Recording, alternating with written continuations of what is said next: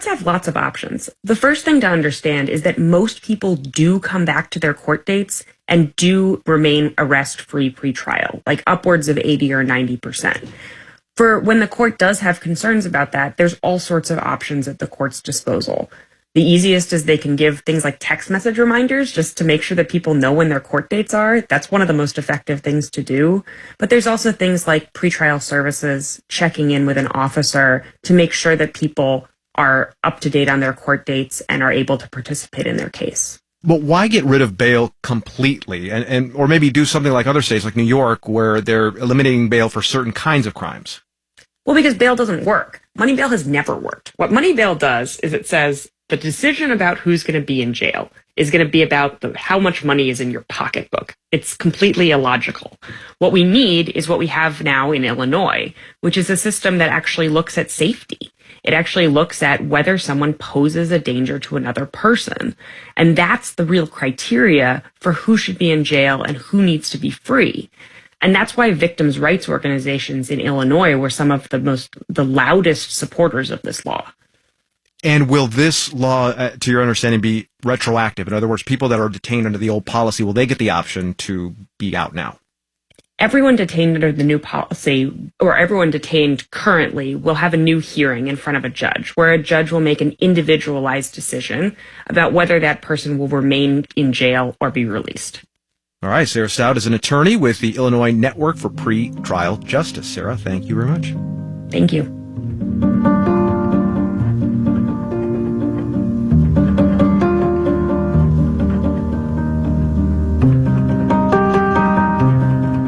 It's Morning Edition from NPR News. I'm E. Martinez. And I'm Layla Fadel.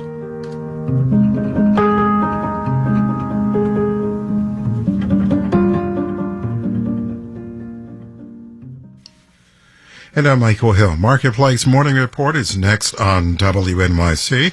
And then later on Morning Edition, ChatGPT, the artificial intelligence released last November that helps users create conversations. Now, Meta, the owner of Facebook, has released its own version. We'll have more on that in about 15 minutes.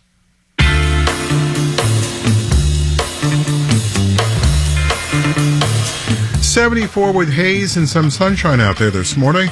Today, showers likely, possibly a thunderstorm, a high of 82. Tomorrow, mostly sunny and 85 with a chance of nighttime showers and storms. Once again, 74 right now.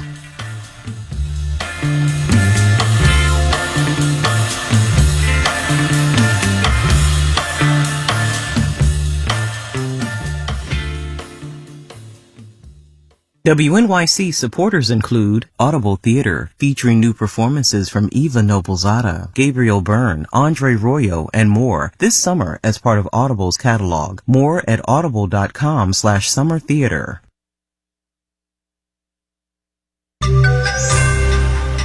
Is renting a place to live like buying a ticket to a concert full of extra charges that pile up in the end? Marketplace Morning Report is supported by C3 AI. C3 Generative AI provides ChatGPT enterprise search that is verifiable, secure, and accurate across all enterprise data. C3.ai. This is enterprise AI. And by the Glassdoor app, where professionals share advice and talk about work and life anonymously. Conversations are happening within companies and in thousands of communities on the new Glassdoor app. I'm David Brancaccio in New York. The White House is very focused this morning on helping renters avoid surprises when arranging a new place to live. And after setbacks in court, the administration has news today about how it will review corporate mergers and acquisitions to protect consumers. Marketplace's Nova Safo is here with more. Yeah, David, a flurry of announcements. Let's start with rental fees. The administration says it's calling for price transparency, similar to recent actions taken with airline fares and tickets to live events, to reduce what the administration calls junk fees. The White House says 3 major online rental platforms are participating in this latest effort: Zillow, Apartments.com, and AffordableHousing.com. They will start providing the total cost of renting an apartment. That includes upfront costs such as application fees, as well as what may be hidden monthly fees for things like paying rent online. And the idea is that consumers can then more accurately comparison shop because they'll have the total price of a listing.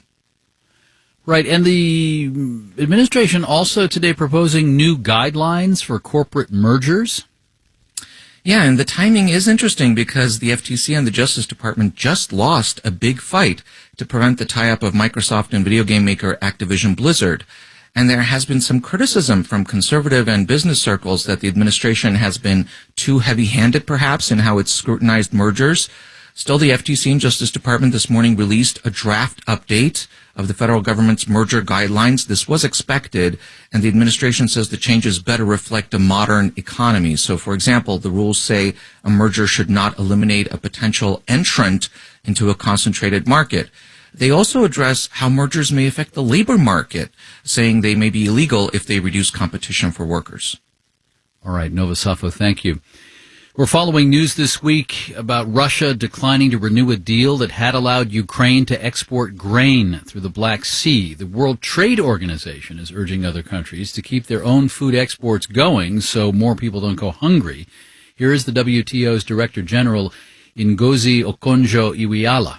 What typically happens when you have a situation like this is that countries react by trying to withhold their own food, and they put export restrictions on them, and that just exacerbates the problem. That's what exactly happened in the 2008-2009 food crisis, and at the beginning of the food crisis here with the war in Ukraine. So what we can do is to tell our members precisely not to do that.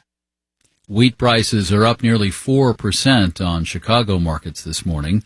Stocks, S&P futures are up just slightly at the moment. NASDAQ futures are up 0.1%, powered in part by the buzz over artificial intelligence. That NASDAQ index is up 38% year to date. Meta, the Facebook, Instagram, and WhatsApp parent, has announced its new AI technology that it'll open source, give away for free. It'll compete directly with OpenAI's ChatGPT. Now, the Meta one is called Llama, and remember that word has two L's. It's from the generic term for these things, large language models.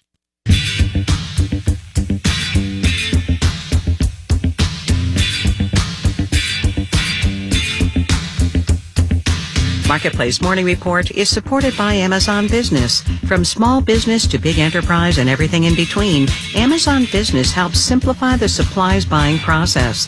Amazon Business, your partner for smart business buying. And by Grammarly, offering Grammarly Business to help companies large and small communicate better and move faster with enterprise-grade generative artificial intelligence. Learn more at Grammarly.com/business. And by Indeed, a hiring solution that helps businesses attract, interview, and hire candidates in one place. More at Indeed.com/hire. New data show that people running companies that build housing are in a more upbeat mood. Pandemic distortions and supplies of things like lumber and AC parts have evened out. There's very strong demand and a low supply of houses and apartments for sale, and some big builders have figured out a way to keep the sting out of higher mortgage rates. Ali Budner reports. It can be difficult to buy an existing home in today's tight real estate market, but it's a different story in the market for newly constructed homes. Yeah, the housing market is really a tale of two markets right now. Danielle Hale is chief economist at Realtor.com. Because of the lack of existing homes for sale, buyers who are looking for options are often finding them among new construction. Hale says usually new homes make up about 10 to 15% of the housing market overall, but they're up to almost a third. New home sales are close to the highest share of the market that they've been in probably more than a decade. People get frustrated. There's nothing good out there. They see this beautiful new home. They go, okay, we're going in. Logan Motoshami is the lead analyst for the news site Housing Wire. He says it's more than just lopsided inventory issues at play here. Home builders have the flexibility to subsidize mortgage rates for buyers. They're saying, hey, listen, we can get you under 6% mortgage rates all day long. Why are you going to waste your time, fighting in a low inventory market with 7% rates?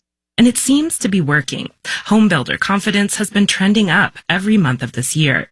At least in the near term, builders, I think, are cautiously optimistic.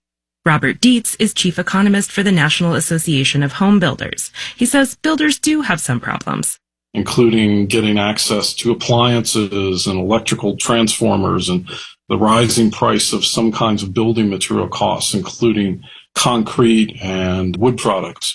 And Dietz says with low unemployment levels, there's also a shortage of skilled labor in the construction industry. But he's not too concerned. New home sales are up 20% compared to where they were a year ago, and the industry is starting to reach out to younger, lower-income buyers by offering some new homes at $300,000 or less. That is an excellent way to expand the new construction market to a younger set of households, renters who are aspiring to become first-time home buyers. The trick is finding a way to make it all budget out. For now, home builders are making it work and feeling pretty good about it. I'm Ali Budner for Marketplace. The national average 30-year fixed mortgage rate today is at 7.25%. I'm David Brancaccio, and we are from APM, American Public Media.